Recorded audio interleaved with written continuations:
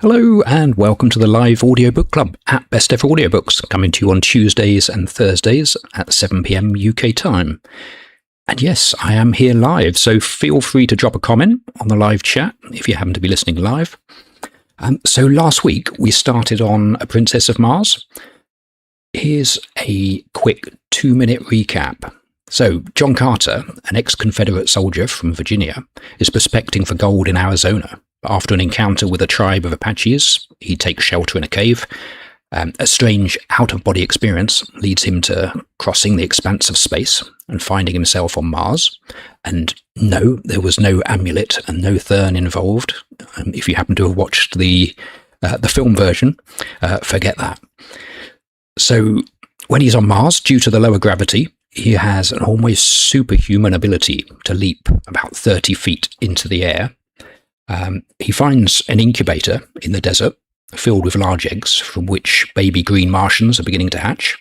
And while he's looking at them, he narrowly avoids being speared by an adult Martian who has crept up on him. These Martians are Tharks, a fierce race of green warriors that have 6 limbs and stand 10 to 15 feet tall. And these creatures are so fascinated by John Carter's ability to jump that the chieftain Tarzan spares his life and takes him back to an ancient city that the Tharks are occupying.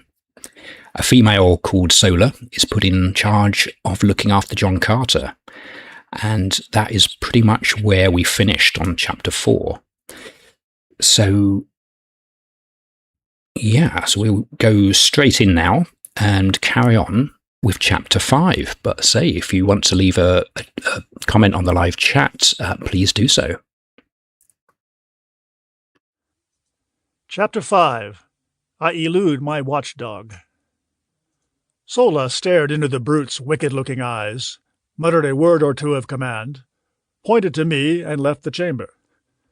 I could not but wonder what this ferocious-looking monstrosity might do when left alone in such a close proximity to such a relatively tender morsel of meat. But my fears were groundless as the beast, after surveying me intently for a moment, crossed the room to the only exit which led to the street, and lay down full length across the threshold. This was my first experience with a Martian watchdog, but it was destined not to be my last, for this fellow guarded me carefully during the time I remained a captive among these green men, twice saving my life, and never voluntarily being away from me a moment. While Sola was away, I took occasion to examine more minutely the room in which I found myself captive. The mural painting depicted scenes of rare and wonderful beauty. Mountains, rivers, lake, ocean, meadow, trees and flowers, winding roadway, sun-kissed gardens, scenes which might have portrayed earthly views but for the different colorings of the vegetation. The work had evidently been wrought by a master hand, so subtle the atmosphere, so perfect the technique. Yet nowhere was there a representation of a living animal, either human or brute, by which I could guess at the likeness of these other and perhaps extinct denizens of Mars. While I was allowing my fancy to run riot in wild conjecture on the possible explanation of the strange anomalies which I had so far met with on Mars, Sola returned, bearing both food and drink. These she placed on the floor beside me, and seating herself a short ways off, regarded me intently. The food consisted of about a pound of some solid substance of the consistency of cheese, and almost tasteless, while the liquid was apparently milk from some animal. It was not unpleasant to the taste, though slightly acid, and I learned in a short time to prize it very highly. It came, as I later discovered, not from an animal, as there is only one mammal on Mars, and that one very rare indeed, but from a large plant which grows practically without water, but which seems to distill its plentiful supply of milk from the products of the soil, the moisture of the air, and the rays of the sun. A single plant of this species will give 8 or 10 quarts of milk per day. After I had eaten, I was greatly invigorated, but feeling the need of rest, I stretched out upon the silks and was soon asleep. I must have slept several hours, as it was dark when I awoke, and I was very cold. I noticed that someone had thrown a fur over me, but it had become partially dislodged, and in the darkness I could not see to replace it. Suddenly a hand reached out and pulled the fur over me, shortly afterwards adding another to my covering. I presumed that my watchful guardian was Sola, nor was I wrong.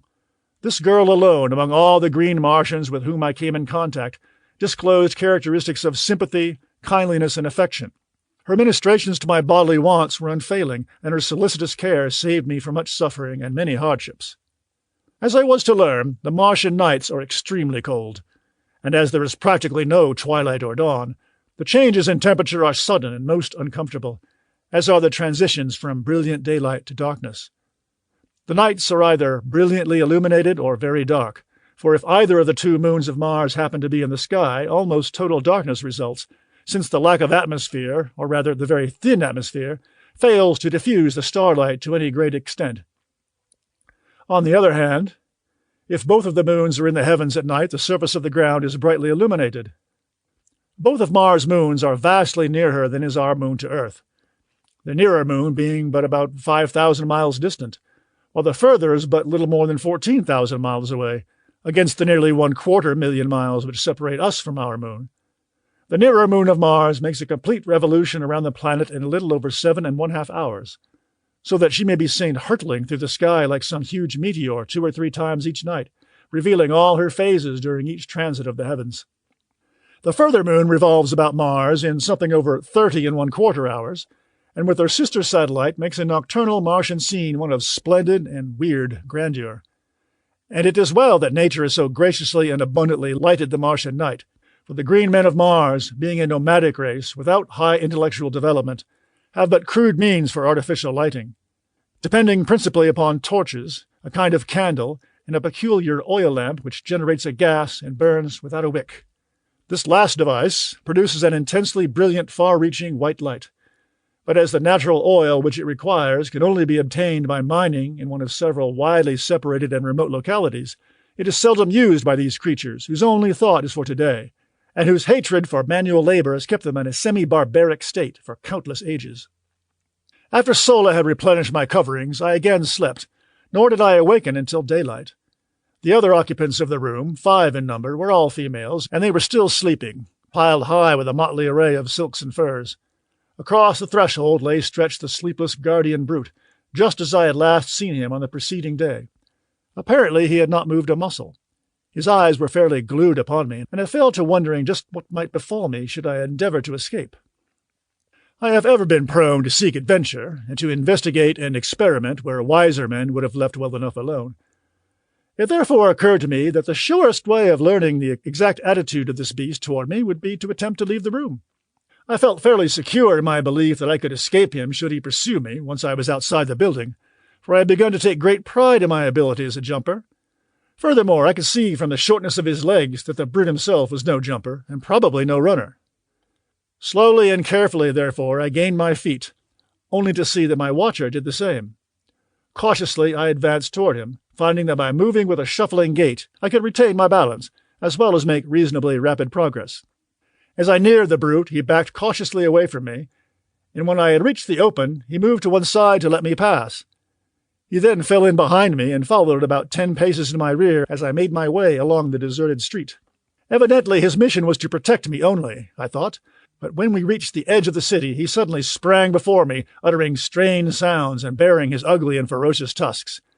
Thinking to have some amusement at his expense, I rushed toward him, and when almost upon him sprang into the air, alighting far behind him and away from the city. He wheeled instantly and charged me with the most appalling speed I have ever beheld. I had thought his short legs a bar to swiftness, but had he been coursing with greyhounds, the latter would have appeared as though asleep on a doormat.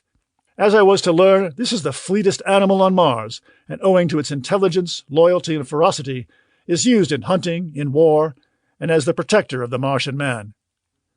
I quickly saw that I would have difficulty in escaping the fangs of the beast on a straightaway course, and so I met his charge by doubling in my tracks and leaping over him as he was almost upon me.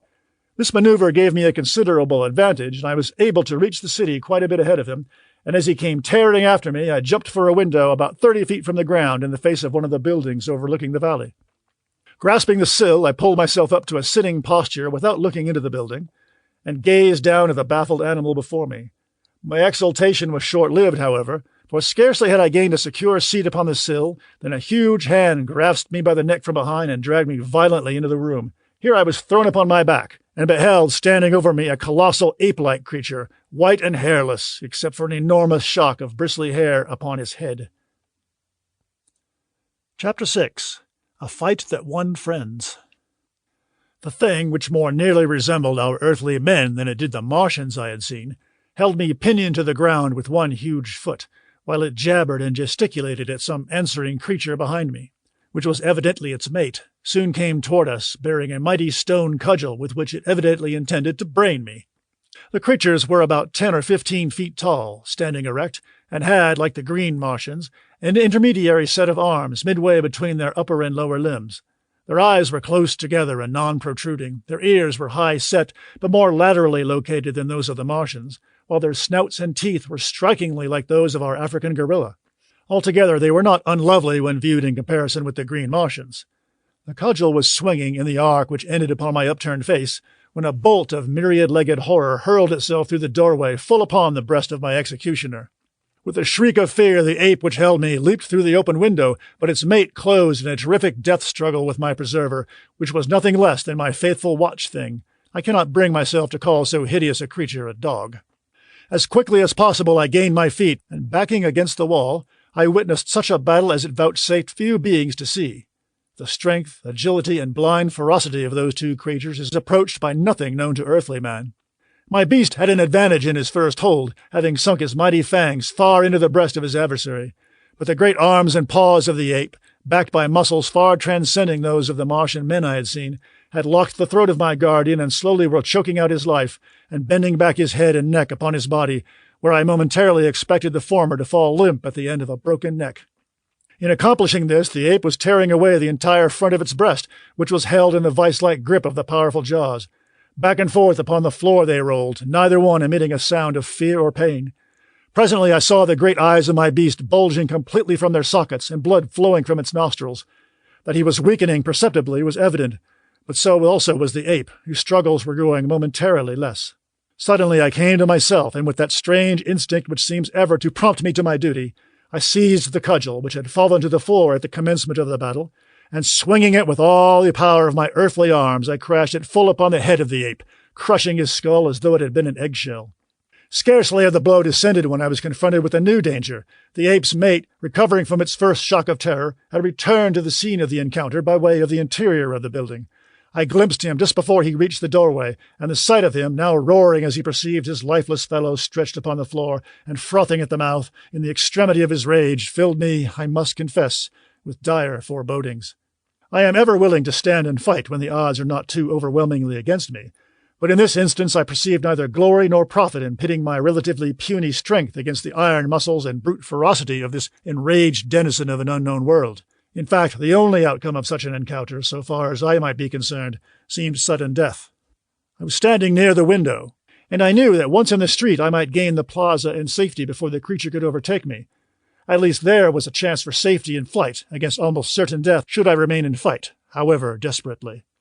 It is true I held the cudgel, but what could I do with it against his 4 great arms?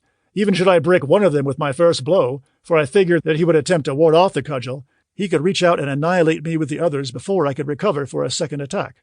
In the instant that these thoughts passed through my mind, I had turned to make for the window, but my eyes, alighting on the form of my erstwhile guardian, threw all thoughts of flight to the 4 winds. He lay gasping upon the floor of the chamber, his great eyes fastened upon me in what seemed a pitiful appeal for protection. I could not withstand that look, nor could I, on second thought, have deserted my rescuer without giving as good an account of myself in his behalf as he had in mine. Without more ado, therefore, I turned to meet the charge of the infuriated bull-ape. He was now too close upon me for the cudgel to prove of any effective assistance, so I merely threw it as heavily as I could at his advancing bulk. It struck him just below the knee, eliciting a howl of pain and rage, and so throwing him off his balance that he lunged full upon me with arms wide stretched to ease his fall. Again, as on the preceding day, I had recourse to earthly tactics, and swinging my right fist full upon the point of his chin, I followed it with a smashing left to the pit of his stomach. The effect was marvelous, for as I lightly sidestepped after delivering the second blow, he reeled and fell upon the floor, doubled up with pain and gasping for wind. Leaping over his prostrate body, I seized the cudgel and finished the monster before he could regain his feet. As I delivered the blow, a low laugh rang out behind me, and turning, I beheld Tarkas, Sola, and 3 or 4 warriors standing in the doorway of the chamber. As my eyes met theirs, I was, for the second time, the recipient of their zealously guarded applause. My absence had been noted by Sola on her waking, and she had quickly informed Tarkas, who had set out immediately with a handful of warriors to search for me. As they had approached the limits of the city, they had witnessed the actions of the bull ape as he bolted into the building, frothing with rage. They had followed immediately behind him, thinking it barely possible that his actions might prove a clue to my whereabouts, and had witnessed my short but decisive battle with him. This encounter, together with my set-to with the Martian warrior on the previous day, and my feats of jumping, placed me upon a high pinnacle in their regard. Evidently devoid of all the finer sentiments of friendship, love, or affection, these people fairly worship physical prowess and bravery, and nothing is too good for the object of their adoration, as long as he maintains his position by repeated examples of his strength, skill, and courage. Sola, who had accompanied the searching party of her own volition, was the only one of the Martians whose face had not been twisted in laughter as I battled for my life. She, on the contrary, was sober with apparent solicitude, and as soon as I had finished the monster, rushed to me and carefully examined my body for possible wounds or injuries. Satisfying herself that I had come off unscathed, she smiled quietly and, taking my hand, started toward the door of the chamber. Tarkus and the other warriors had entered and were standing over the now rapidly reviving brute which had saved my life, and whose life I, in turn, had rescued. They seemed to be deep in argument, and finally one of them addressed me, but, remembering my ignorance of his language, turned back to Tarkus, who, with a word and gesture, gave some command to the fellow and turned to follow us from the room. There seemed something menacing in their attitude toward my beast, and I hesitated to leave until I had learned the outcome. It was well I did so, for the warrior drew an evil-looking pistol from his holster and was on the point of putting an end to the creature when I sprang forward and struck up his arm.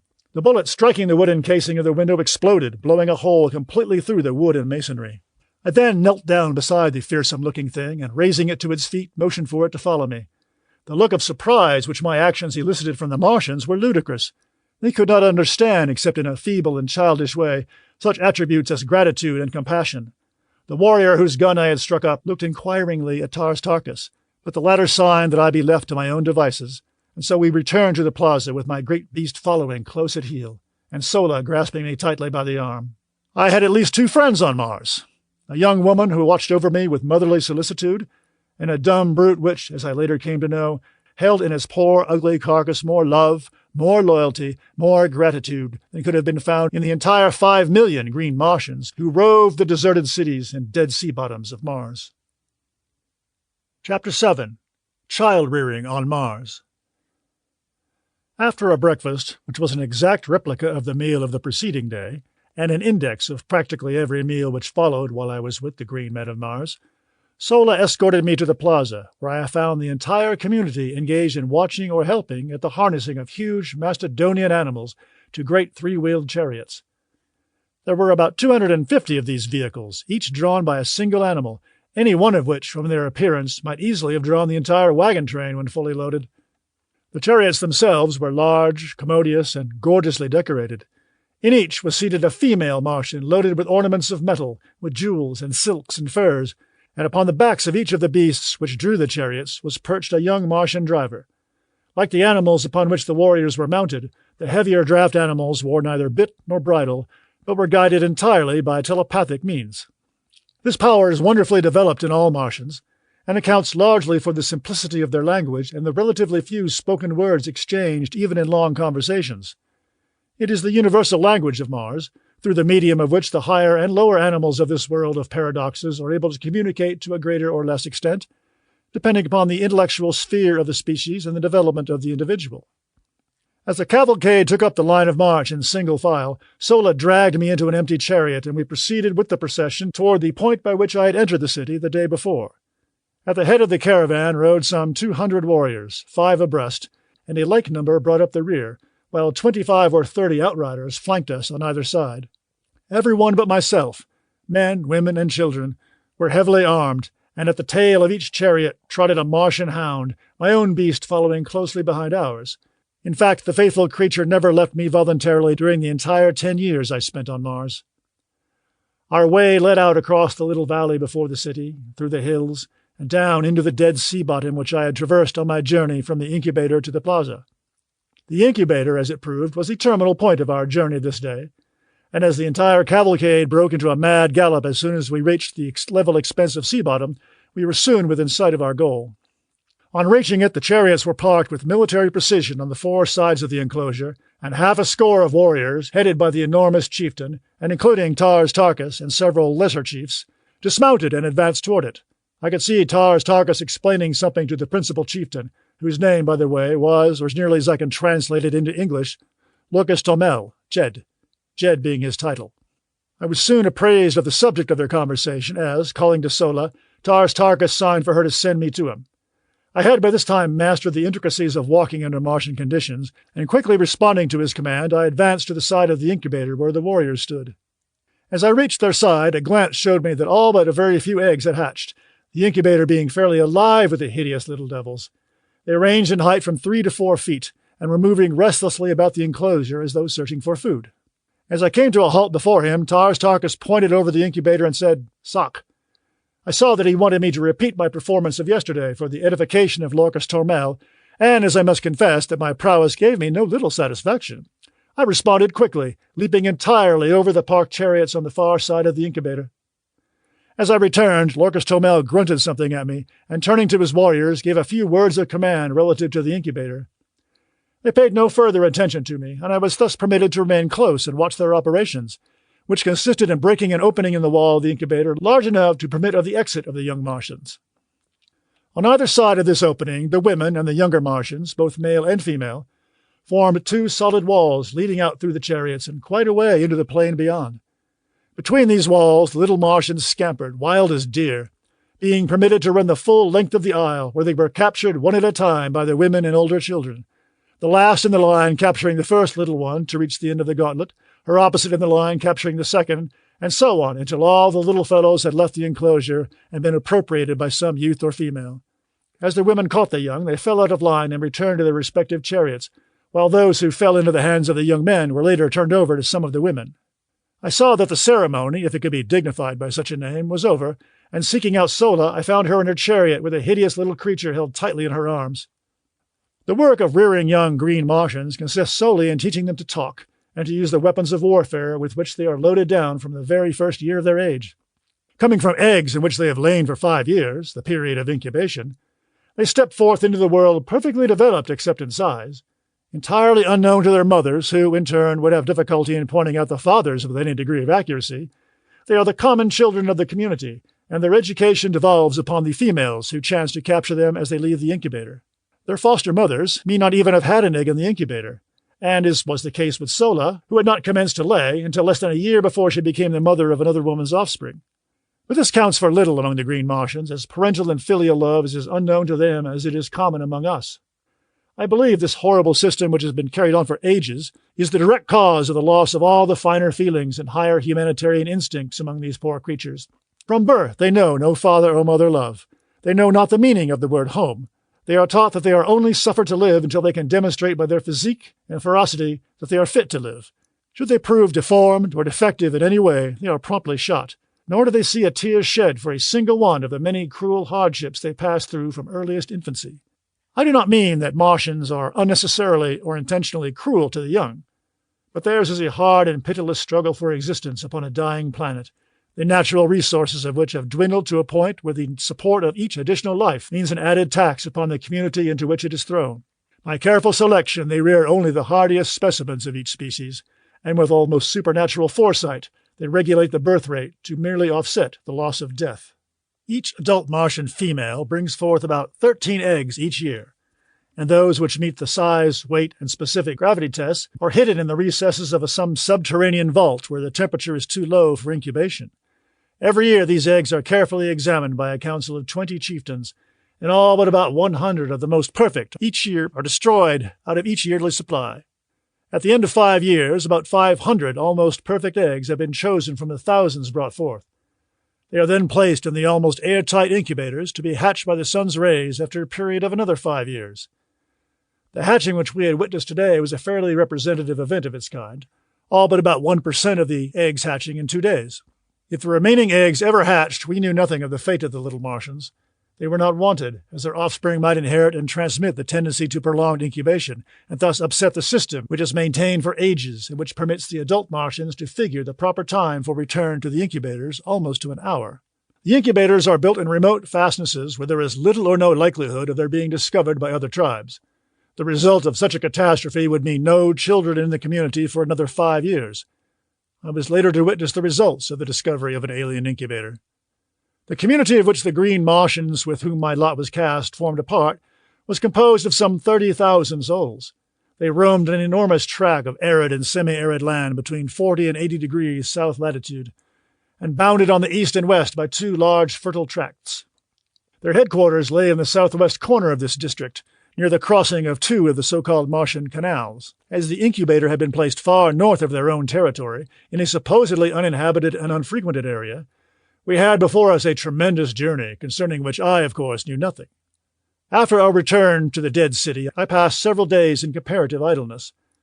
On the day following our return, all the warriors had ridden forth early in the morning and had not returned until just before darkness fell. As I later learned, they had been to the subterranean vault in which eggs were kept and had transported them to the incubator, which they then walled up for another 5 years, and which, in all probability, would not be visited again during that period. The vaults which hid the eggs until they were ready for incubator were located many miles south of the incubator, and would be visited yearly by the Council of 20 Chieftains. Why they did not arrange to build their vaults and incubators nearer home has always been a mystery to me, and, like many other Martian mysteries, unsolved and unsolvable by earthly reason and customs. Sola's duties were now doubled, as she was compelled to care for the young Martian as well as for me, but neither one of us required much attention, and as we were both about equally advanced in Martian education, Sola took it upon herself to train us together. Her prize consisted in a male about 4 feet tall, very strong and physically perfect. Also, he learned quickly, and we had considerable amusement, at least I did, over the keen rivalry we displayed. The Martian language, as I have said, is extremely simple, and in a week I can make all my wants known and understand nearly everything that was said to me.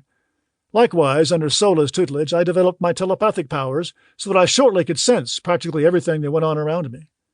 What surprised Sola most in me was that while I could catch telepathic messages easily from others, and often when they were not intended for me, no one could read a jot from my mind under any circumstances.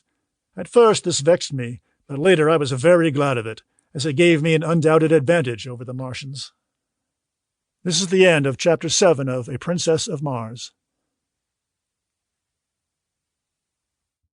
And that's it for today, I'm afraid, in terms of the story at least. Thanks for the comments that people have been putting up, talking about the white apes and, being able to speak to other species with telepathy is kind of cool. Somebody that said about the plant-based milk way ahead of us on Earth. Yeah, be able to get it out of your plant in the desert. That's kind of cool. What do you think of his 10-legged guard dog?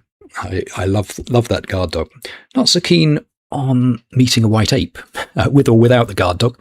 But yeah, might be cool to be able to talk telepathically to people or other species and animals.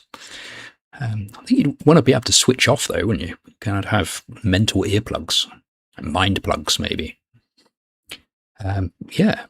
Interesting adoption agency. So, what else was there? Nothing. Well, incubators and white apes and 10-legged dogs. Lots of new stuff. So that is it. We're going to come back to join John Carter on Thursday. Oh, yeah, one other thing I was going to comment on was right at the very end. I love John Carter's ability to pick up a language, like it's like a week or two, and he can pretty much talk and say everything he wants to be able to say. Yeah, I wish I could pick it up that fast. And telepathy for that, as he was picking up telepathy as well as picking up the Martian language. Very cool. Very clever man. Anyway, so that's going to be it. I shall be back on Thursday. Leave a comment if you're listening to this not live. If you can be available 7 p.m. on Thursday, that's UK time, which I think is about 5 USA Eastern time and Canadian Eastern time. But I shall see you then. Thanks for listening.